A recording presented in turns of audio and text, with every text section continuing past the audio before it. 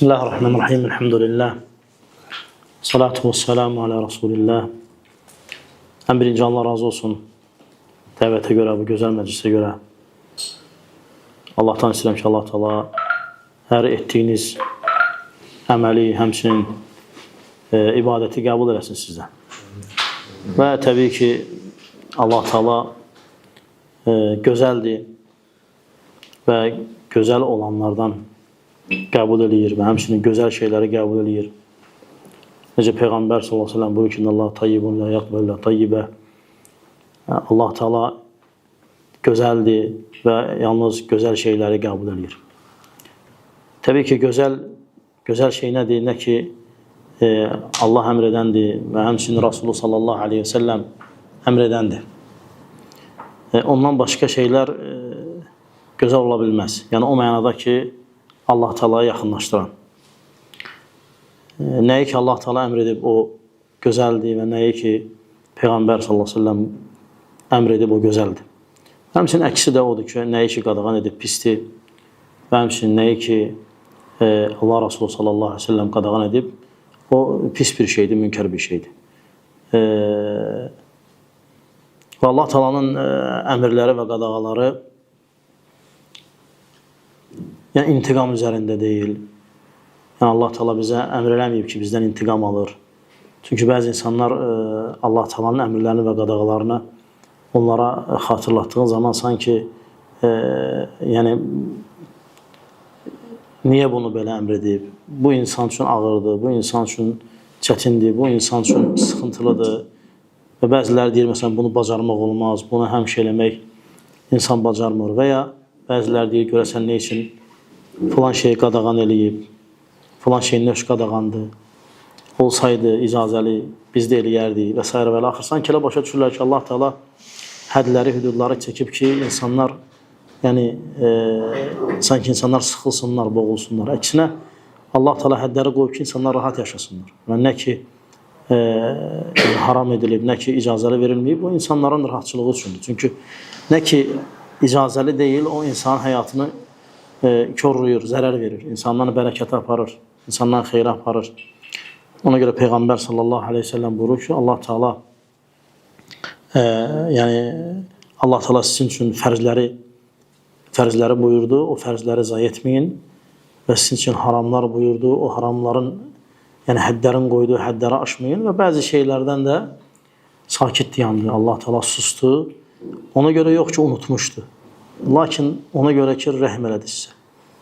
Yəni Allah Teala yəni əslində qullarına rəhm eləyib, əmr eləməklə və həmçinin qadağa eləməklə.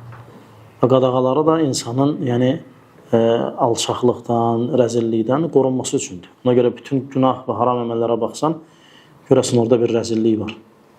Amma bütün itaətə baxsan, görərsən ki, orada bir ucalıq və yüksəklik var. Ona görə Allah Teala'nın bütün əmrləri Adəm övladının fəzilətli olması üçündür. Və Peyğəmbər s.ə.v bütün əmrləri insanın fəzilətli, hörmətli olması üçündür. Və bütün qadağalar insanın yəni, aşağılıq, rəzillik yəni, sifətinə düşməməsi üçündür. Yəni, ona görə qadağan olur. Ona görə fikir versəz, məsələn, içki içən sərxoş birisi ilə ayıq birisi heç vaxt insanlar qatında bir deyil. Ən azından elə adları bir deyil. Məsələn, birinə deyirlər, filan kəs sərxoşdur. Filan kəs, məsələn, ayıq insandır, ağıllı insandır, hikmətli insandır. Məsələn, elə insan var ki, görürsən, elm adamıdır, alimdir. Təbii ki, onunla cahil, ağzına nə gəldik, danışan, insanlar içərisində söyüyən, insanlar içərisində pis şeylər danışandan bir ola bilməz. Onları fərqləndirən onların xilqəti deyil, yəni yaradılış forması deyil. Əksinə, Allah Teala ikisini də eyni yaradıb, yəni iki göz, iki qulaq, bir qəlb, əl, ayaq və başqa üzvləri eyni olaraq onlara verib, lakin onları ayırıb nə də? Onları ayırıb əmrə itaət eləyən və qadağalardan çəkinən. Yəni, əgər əmrə itaət edib qadağadan çəkinibsə, Allah Teala onun şənini ucaldıb. Yox, əgər bu şeylərdən uzaq qaçıbsa, uzaq düşübsə, o zaman da Allah Teala onun zikrini yəni saxlamayıb və insanlar qatında pis xatirə, pis söz kimi saxlayıb. Ona görə Allah Teala Quran-ı Kərimdə Peyğəmbər s.ə.v barədə buyurur ki, وَرَفَعْنَا لَكَ ذِكْرَكَ sənin zikrini uca tutduq. Yəni adını uca saxladıq. Hər dəfə Peyğəmbər s.ə.v adı çəkiləndə ona salavat deyilir. Nəinki ona hətta İbrahim aleyhissalam hansı ki biz onun zamanın idrak edə bilməmişik. Bilmirik tarixdə nə vaxt olub. Allahümme salli ala Muhammedin və ala Muhammed kəmə salleyt ala İbrahimə və ala ali İbrahim. İbrahimə və onun ailəsinə xeyir bərəkət verdiyin kimi Muhammedə və onun ailəsinə xeyir bərəkət ver.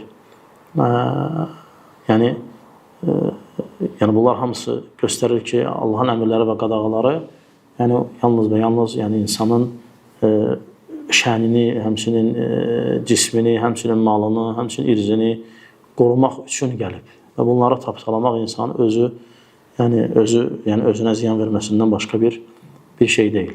Allahdan istəyirəm ki, Allah Teala bizdən bu əməllərimizi qəbul etsin. Gözəldir Allahımız, Rəbbimiz və gözəl olan şeyləri də qəbul edir və təqdim eləyəndə də ona gözəl şəkildə təqdim eləyək həm sözümüzü, həm əməlimizi, həmçində etiqadımızı və Allahdan istəyirəm ki, Allah Teala bizim bu məclisimizi qəbul eləsin və öz qatında onu xatırlanan, zikr olunan məclis kimi yazsın və yazdırsın mələklərinə.